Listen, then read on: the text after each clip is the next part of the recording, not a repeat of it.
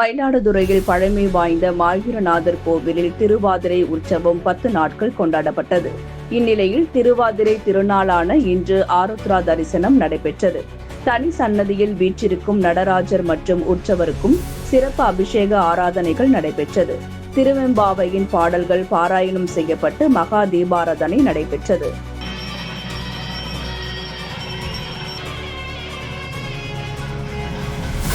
வரலாற்று சிறப்புமிக்க பூம்புகாரில் கல்வித்துறை சார்பாக ஊராட்சி ஒன்றிய நடுநிலைப் பள்ளியில் சமத்துவ பொங்கல் விழா மாவட்ட ஆட்சியர் மகாபாரதி தலைமையில் நடைபெற்றது.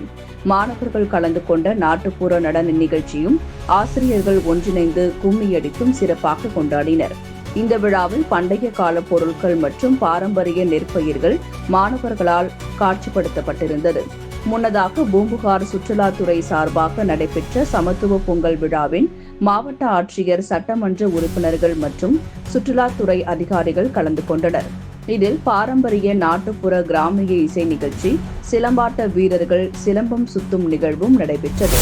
தேசிய காசநோய் ஒழிப்பு திட்டம் மற்றும் மயிலாடுதுறை அஞ்சல் துறை இணைந்து காச நோய் ஒழிப்பிற்கான 100 நாள் தீவிர பிரச்சாரம் நிகழ்ச்சி நடத்தப்பட்டது. இதில் காசநோயின் அறிகுறிகள் குறித்து அஞ்சல் துறை ஊழியர்களுக்கு ஆலோசனைகள் வழங்கப்பட்டன. காசநோய் இல்லா தமிழகத்தை உருவாக்குவோம் என்ற நோக்கில் விழிப்புணர்வு உறுதிமொழியை ஏற்றுக்கொண்டனர். அதனைத் தொடர்ந்து காசநோய் பரிசோதனை கருவிகள் கொண்ட வாகனத்தை அஞ்சல் கோட்ட தலைமை கண்காணிப்பாளர் கொடியசைத்து தொடங்கி வைத்தார். இந்த வாகனம் மூலம் கிராமப்புற பகுதிகளுக்கு சென்று ஏழை எளிய மக்களுக்கு இலவச பரிசோதனை மேற்கொள்ளப்படும் என தெரிவிக்கப்பட்டுள்ளது.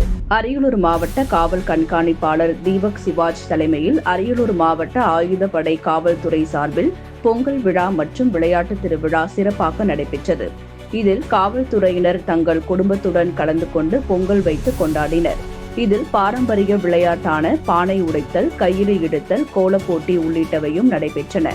விளையாட்டுப் போட்டியில் வெற்றி பெற்றவர்களுக்கு பரிசு வழங்கப்பட்டது. இதேபோன்று அரியலூர் மாவட்ட காவல் அலுவலகத்தில் சமத்துவ பொங்கல் கொண்டாடப்பட்டது. அரியலூர் சட்டமன்ற தொகுதிக்குட்பட்ட மேலராமநல்லூர் கிராமத்தில் பேருந்து நீட்டிப்பு சேவை துவக்கி வைக்கப்பட்டுள்ளது. அதனைத் தொடர்ந்து அரியலூர் கிளை மூலம் அரியலூரிலிருந்து மாலை நேரங்களில் விக்கிரமங்கலம் வழியாக காரைக்குறிச்சி செல்ல பள்ளி, கல்லூரி மாணவர்கள் மற்றும் பொதுமக்கள் பயன்பெறும் வகையில் புறநகர பேருந்து இயக்கத்தினை போக்குவரத்து துறை அமைச்சர் துவக்கி வைத்தார்.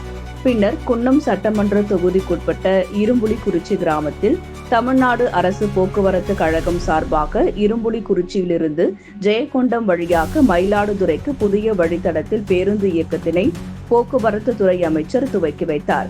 இந்நிகழ்ச்சியில் தமிழ்நாடு அரசு போக்குவரத்து கழகம் திருச்சி மண்டல பொது மேலாளர், தமிழ்நாடு அரசு போக்குவரத்து கழக அலுவலர்கள் மற்றும் அரசு அலுவலர்கள் உள்ளிட்டோர் கலந்து கொண்டனர்.